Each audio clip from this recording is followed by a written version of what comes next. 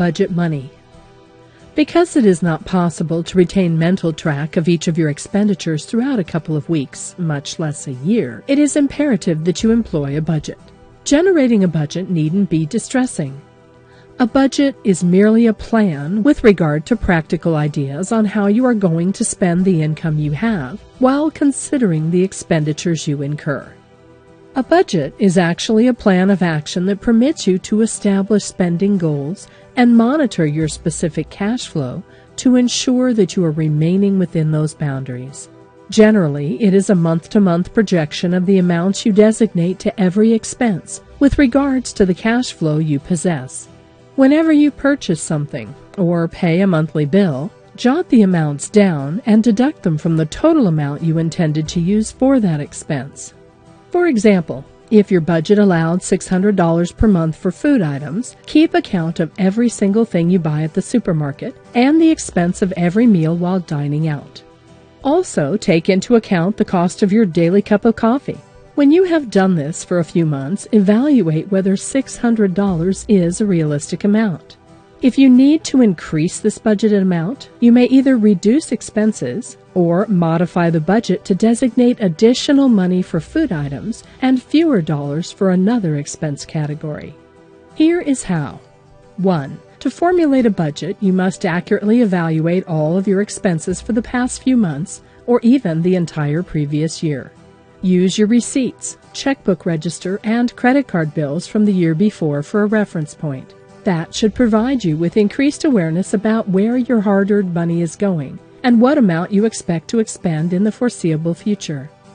This may also present you with an invaluable indication of where you could trim down your expenditures. 2. Begin by formulating a simple spreadsheet, if you have not done so already, in order to list your income amounts and expenditures. Guesstimate in round numbers what amount of money you expend on every item each month.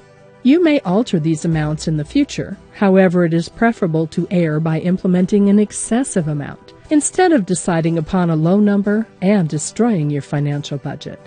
3. You need to consider many options when designing a budget. It is always a good idea to implement a budget containing percentages. For example, a simple plan to follow is the 60% method. Essentially, this financial budget requires you to use only 60% of your revenues to meet monthly expenses. Then you will have 40% available for savings, retirement, tithing, and an entertainment fund. These items are the basic elements that frequently destroy a budget, since the majority of consumers do not plan for them. Although your percentages will fluctuate, the percentages cited here are merely guideline amounts. 4. Another method of budgeting includes the use of envelopes. If you need to physically see the cash in order to manage spending, this procedure is for you. Simply buy medium-size envelopes. Label each envelope with a category of your budget and place the percentage of cash you have allotted for each category into the correct envelope. Pay for each purchase using money from the appropriate envelope. For example, take money out of the entertainment fund envelope if you wish to take your family on a zoo visit. When your envelope is empty, spending ceases until you place more money in the envelope on payday. If you have money left over in an envelope at the end of the month, set aside this amount. Perhaps this amount could be added to your emergency fund. However you set up your budget, always remember to evaluate its efficiency. Is it helping you reach your financial goals? If not, make adjustments. Effectively planning financial goals will prepare you for a more secure future.